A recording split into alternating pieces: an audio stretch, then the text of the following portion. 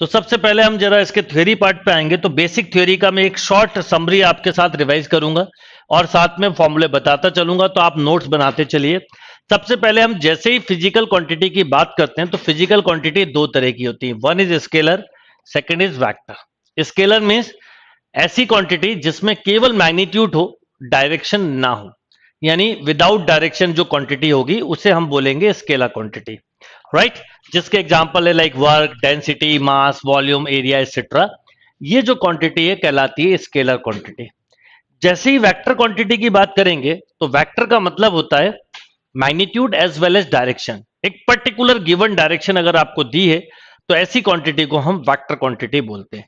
तो जैसे अगर मैं बोलूं, आपने स्पीड और वेलोसिटी जरूर सुना होगा। स्पीड जो है वो स्केलर क्वांटिटी, हम बोलते हैं 40 की स्पीड से जा रहे हैं तो स्केलर है।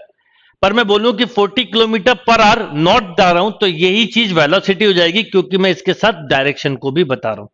तो ऐसी कोई भी क्वांटिटी जिसमें मैग्नीट्यूड के साथ साथ डायरेक्शन हो उसे हम बोलते हैं वेक्टर क्वांटिटी, और जिसमें केवल मैग्नीट्यूड हो उसे हम बोलते हैं स्केलर क्वांटिटी। अब बात करते हैं रिप्रेजेंटेशन ऑफ वेक्टर की।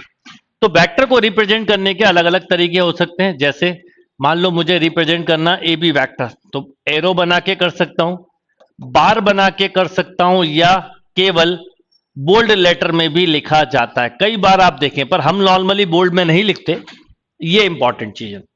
तो यहां पर दिया O is a vector represented by O A. O इसका ओरिजिन है, इसे स्टार्टिंग पॉइंट बोलते हैं, इसे टेल भी बोलते हैं। ये एंडिंग पॉइंट है, इसे हेड भी बोला जाता है, राइट। तो इसका इनिशियल, जब भी मैंने अगर लिखा ए बी तो इसका मतलब है स्टार्टिंग पॉइंट ए है और एंडिंग पॉइंट बी है। अगर मैंने लिखा बी ए तो याद रखिए वेक्टर में डायरेक्शन बहुत मैटर करती है, वही कंफ्यूजन होता है। बेसिकली अगर हम देखें तो जो ज्यादातर क्वेश्चन मिलते हैं वो हमें मिलते हैं स्केलर ट्रिपल प्रोडक्ट पे बेस्ड, या क्रॉस प्रोडक्ट पे, या डॉट प्रोडक्ट पे। तो चलिए आगे बात करते हैं टाइप्स ऑफ वेक्टर। ये थोड़ा इंपॉर्टेंट है, समझते हुए चलिएगा।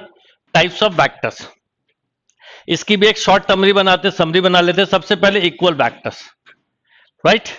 टू वेक्टर्स इक्वल कब होते हैं? समझ लीजिए कि two vector A and B are equal when they are same magnitude, same direction. मतलब टू वेक्टर जब भी इक्वल होंगे जब उनकी डायरेक्शन भी सेम होगी और उनका मैग्नीट्यूड भी सेम होगा, राइट। जैसे ए बी वेक्टर और बी ए वेक्टर इक्वल नहीं है क्योंकि इनकी डायरेक्शन अपोजिट है। इनका मैग्नीट्यूड सेम है, नो डाउट, बट ये इक्वल वेक्टर नहीं कहलाते क्योंकि ए बी की डायरेक्शन ये है, कई लोग गड़बड़ करते हैं इसमें, और बी ए की डायरेक्शन ये है, तो इन्हें इक्वल वेक्टर नहीं बोला जाता। इक्वल वेक्टर के लिए कंडीशन होती है same sense of direction as well as magnitude.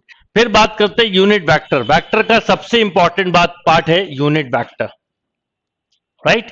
Vector का सबसे इंपॉर्टेंट पार्ट है यूनिट वेक्टर। यूनिट वेक्टर के बिना आप समझ लो वेक्टर नहीं कर सकते।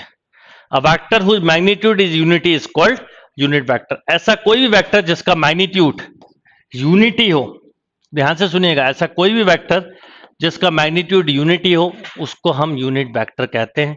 Denoted by A cap and defined as a vector upon mod A. इसका रोल क्या है? इसका बहुत बड़ा रोल है। जैसे मैं आपसे बोलूं कि आप इस पॉइंट पे खड़े हैं और आपको इस पॉइंट पे जाना है पी पे, मान लो एक्स और वाई। अगर मैं बोलूं तो लॉजिकली आप एक्स और वाई गए, पर अगर आपने एक्स और वाई लिख दिया तो समझ लीजिए कि ये कोई काम का नहीं, क्योंकि आपने स्केलर लिखा। पर अगर आप इसको डायरेक्शन भी दे दो, अब डायरेक्शन देने का काम यूनिट वेक्टर करता है। तो अगर मैं इसकी डायरेक्शन में एक यूनिट वेक्टर ले लूं और एक इसकी डायरेक्शन में, तो प्रॉब्लम खत्म हो गई।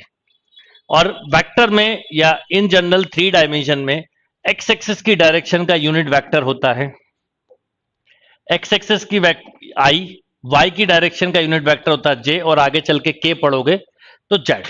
तो यहां पर हम अगर इसको ऐसा लिखें OP vector equal to X I plus Y J, तो सारी प्रॉब्लम खत्म। तो ओपी को हम ऐसा लिख सकते हैं 3 unit in X direction, 4 unit in Y direction. तो यूनिट वेक्टर का वेक्टर में बहुत इंपॉर्टेंट रोल होता है।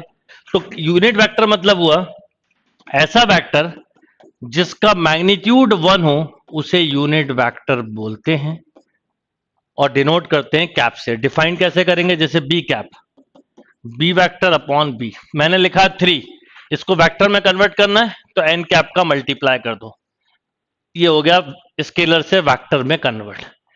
अब इन orthogonal system 3 standard unit vector लिए जाते हैं, एक्स वाई और जेड के।